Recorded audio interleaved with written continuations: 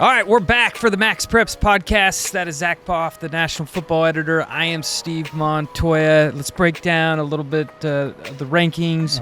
We're going to talk about some big games, and we're going to talk a little bit about transfers. Yeah, should be fun. Yeah, should be fun. let's first start this week. Only one new team in, and that was a big win for Chaminade Madonna over St. Thomas Aquinas. Yeah, going in, it was like, wait, who's going to be their starting quarterback? And then, Beckham Kritza transferred over from Miami Central. He started the game, and, they ran the ball very successfully. And, hey, Derek Cooper, he's one of the top-rated kids in 2026 for a reason. He went for nearly 200 yards rushing, a couple tutties. Kamari Hall had a big game, too. He went for over 100 yards, 2 touchdowns, and a big win. St. Thomas Aquinas, this is a team, their only loss was to Bishop Gorman before that game, and they played Gorman very tough. A game they were winning in the third quarter. But, Chaminade Madonna, this is a team they started out 0-2. Mm-hmm. They've been playing great football. They also beat American Heritage. They beat Norland. And biggest win, though, against Aquinas. So, huge win for Chaminade Madonna. They're back at the rankings. And, it looks good for Bosco, too, because that's one of their best wins. And you got a team playing like this right now in Chaminade Madonna. The better they do, the better it is for St. John Bosco as well. Yeah, and speaking of St. John Bosco, there's a new quarterback taking over this week.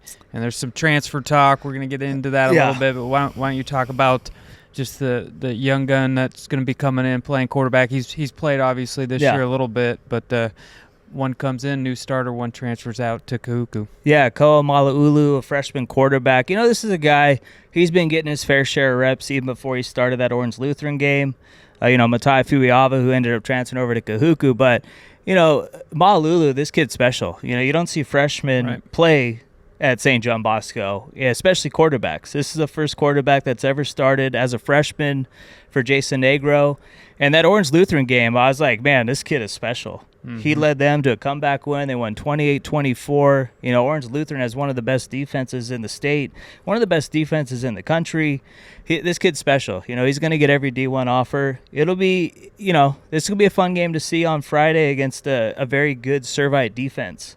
They're going to have some things dialed up for him, so we'll see as he adapts as the game goes on. Yep. That's been one of the things that impressed me the most so far this year with Bosco, though. Tight games, they played their best football in the fourth quarter, and that's going to go a long way, especially when we see them play Mater Dei in a couple weeks on October 25th.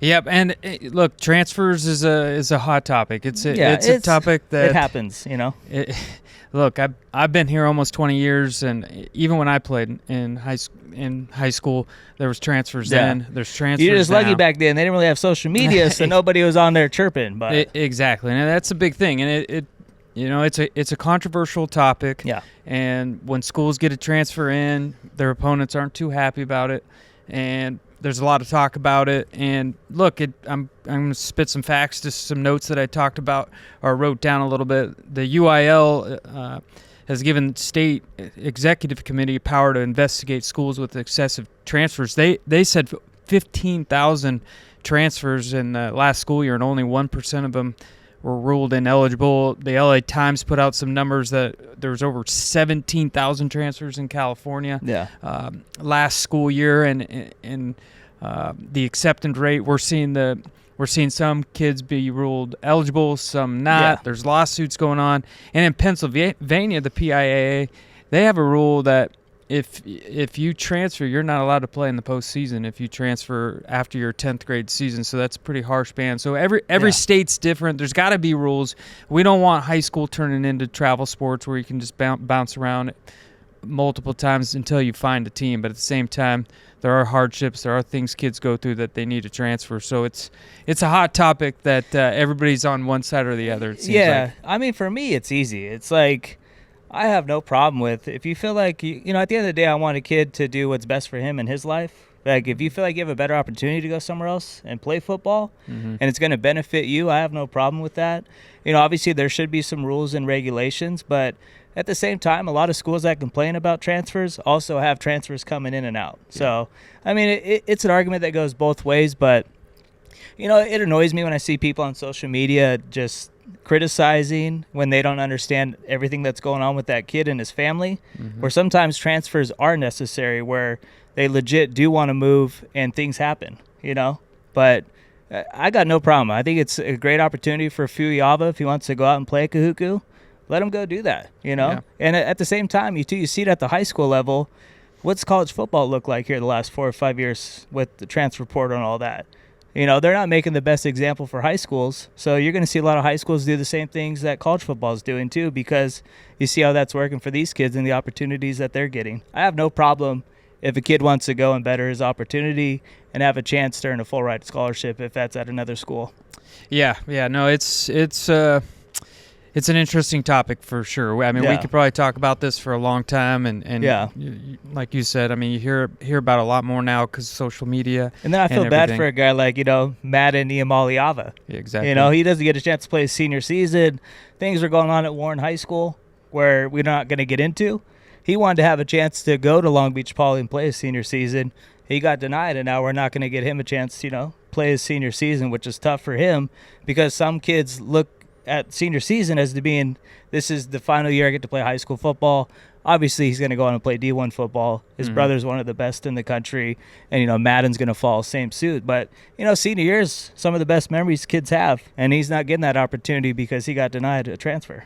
Yeah, it's a tough one because I get both sides of it. I also get the side of, hey, play where you grow up. The community would love to see special talent coming from your community and playing and not just bouncing around different schools. So I think it's case by case, and that's what makes it tough because as those numbers you heard, there's a lot of them, and the states are having to deal with kind of a case by case. I know there's rules in place. It is about academics. I mean, you're supposed to be going to school for academics, and you're not supposed to be transferring for athletic reasons. Yeah. And most bylaws and state governing bodies state that. So there has to be some rules, but at the same time, as you mentioned, I mean, there's different reasons that kids are doing it. It's not always about athletics, and sometimes it is to better your life. So it's tough. It's case by case. Yeah, exactly. It's case by case. The whole last thing, the whole Narbonne situation too, where I just don't understand. Like, you're teaching these kids it's okay to quit. Like they're not getting a chance to play, which is terrible for these kids because there's going to be a lot of scouts and college recruiters watching this game because Narbonne has D1 players. So you just take that opportunity away from these kids that are on the other teams in that league where they would have a chance to get a scholarship because there's more people interested in this game to watch maybe somebody on Narbonne, and then this kid steals the show, and they don't get that chance too. So that's just a tough situation as well. It is, and your 4 years in high school football goes by extremely fast. You're only guaranteed 10 games a season, so every game matters. So hot topic, one we could go on for forever on for sure, because I mean it does interest a lot of people because you're playing against transfers, you have transfers coming in, or it affects your playoff seedings or whatever it may be. So I get why people want to talk about it. Yeah. And it impacts high school sports overall. Yeah, so. I'm not going to lie, man, though. I hope Montoya gets the green light and he can play this Saturday against Campbell because they're the top-ranked team in Hawaii. That'd be a fun game. Kahuku, Campbell, two of the best quarterbacks, one in 2025 and then Montoya in 2026. This is a guy who started all but one game for Bosco and has played a very good junior season. So he's going to help Kahuku out a lot this season because they have not had good quarterback play at all this season. They have a great defense. Yeah, and that's another interesting point. Every state has different bylaws, and even a state like California, you can have different sections that have different bylaws. So you really don't know the transfer rules unless you're in that specific area in that specific state really breaking it down. So we could go into every 50 state, but that would take forever. So let's go ahead. Well, I saw people saying on YouTube they want a longer podcast, so there you go. Okay, we took a few extra minutes here. Right, so. Maybe later down the road we'll just do a whole podcast on transfers. I'm sure we'll get a lot of comments on that one. That one's for sure.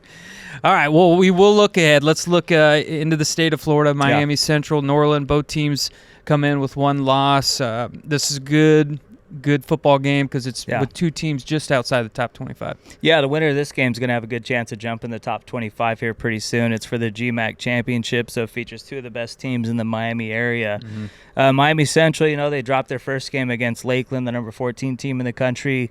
They've been playing great football since. Anthony McQueen took over at quarterback, and their offense is just playing a whole different level now. Nashawn Montgomery, one of the best receivers in the country. Dude's absolute stud.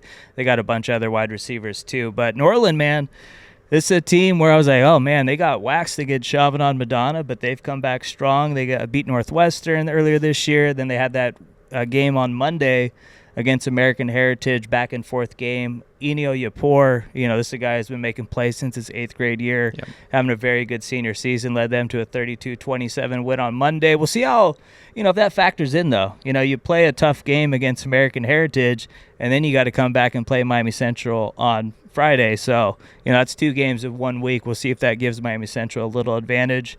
I'm leaning Miami Central, and that's one of the main reasons why. I think they're going to be a little more fresh. And I think the Rockets want to get some payback because Norland took them down twice last year. Both games went to overtime. I think we'll get another close one, but I'm leaning Rockets here to get a little revenge on the Vikings. Okay. All right, let's go to Southern California. SoFi Stadium's going to see a game between St. John Bosco, who we've been talking about, and Servite. Servite fell last week to Mater Dei. St. John Bosco, you mentioned it. They've been playing a lot of close football games. There hasn't been many where they've just been blowing people out, but it's going to make them tougher. They're already seeing a lot of close games. So SoFi Stadium, what do you see in this one? Yeah, I just think it's tough for Servite right now because, Leo Hannon, their quarterback, Michigan State commit, he's been out. Last week against Mater Dei, they threw for 17 yards. Yeah. So it's going to be tough, man. But, Quade Carr, running back, this dude's a stud. He was limited last week. Mater Dei obviously filled the box. He went for, I think, 55 yards, had 1 touchdown, only scored for Servite last week. But, I just think Bosco's too good on both sides. I think Koa Malau'ulu, this kid, I was going crazy in Slack in that Orange Lutheran game because it's just crazy that a freshman is doing this at St. John Bosco. Josh Rosen didn't do it. DJ didn't do it. None of the great quarterbacks that have come through Bosco have made an impact as a freshman. This kid's special, man, and I think he's going to have a big game at SoFi Stadium. I think he's so excited right now because he knows he's going to be the starting quarterback every single Friday. It's a big game for Bosco, too, because you want to get all the momentum you can going into that Mater Dei game. You don't want to overlook anybody, and I don't think they're going to overlook Servite. Servite has a very good defense, so I think this will be low-scoring early, but I think Bosco's defense is going to give Bosco's offense plenty of good opportunities and good field position, and I think they're going to make a statement at SoFi Stadium. All righty. All right, Florida, Clearwater Central Catholic, Venice, undefeated Clearwater Central. Venice's only loss was to IMG Academy, close game too. And it was a close game. So this is another good football game in the state of Florida. Yeah, Clearwater Central Catholic, they've gone 31-2 over the last 2+ years. Both losses have come against Chaminade Madonna in the state championship game. So they've played great football. This is one of the more underrated programs, not just in Florida, but the entire country. Venice, this was the first time they've practiced in over 2 weeks because of the hurricanes going on. So that'll be interesting to see if that affects how they come out. This is one of the most high-powered offenses in the country. They've scored at least 48 in every game outside of that IMG loss. So I expect a close one here. I'm kind of leaning towards the underdog. I think Clearwater Central Catholic wants to make a statement, and they want to show they can hang with the big boys in the state of Florida. I think they're going to walk out of here with the dub on Friday. All right. Maybe I'll have to agree with you on that. Probably shouldn't, and you'll probably get a game on me. So, All right, good. All right, a team we haven't talked about much this season, Murrieta Valley. Yeah. They're playing well. A team we talk about, Corona Centennial. They got them this week. It's good. Centennial's got their QB back. He's playing well. Yeah. What do you like in this one? Yeah, Murrieta Valley, this is one of the better stories in Southern California because they're 6-1, and Bear Bachmeyer hasn't played all season. 4-star quarterback committed to Stanford. I know Notre Dame's trying to get him after Deuce Knight flipped over to Auburn. But yeah, they have a great offensive line, a strong running game, but Corona Centennial right now, they're showing they're one of the best teams in Southern California. They dropped their first 2 games. They've won 5 in a row. You can just see Hussam Longstreet's just a different quarterback right now. He's healthy. He can beat you with his arm. He can beat you with his legs. And I think they're going to win this game pretty handily. But, hey, Murrieta Valley, their only loss was to Servite this year. And this is a chance for them to make a statement and show they can hang with the best teams in SoCal. But I just don't see it happening. Corona Centennial always does tough. Good against other Inland Empire squads. So I would expect them to roll. They're just playing great ball right now with Longstreet. Yeah, and that's something sometimes people don't realize. If you just see record-wise, there's more to it than just your record. Your quarterback could be out. It's the same thing. Season. It's the same thing with kids. I'm no disrespect to anybody putting up great stats. Yeah, but stats are overrated. Like what you do in big games, not looking at stats. Those matter more than running for 300 yards against a team that's not that good. Yeah. Yeah, you want to look at how they did statistically against a really good defense or something like that. So there's a lot more to it than just what's their record. Yeah. And sometimes, you don't want to put too much weight on an early season game. It's really about how teams are playing at the end. Oh, Corona Centennial, they're going to be tough. I mean, it's the same thing with baseball playoffs, man. Yeah. I mean, your Giants, every year they won the World Series. They didn't have the best record, but they got hot at the right time.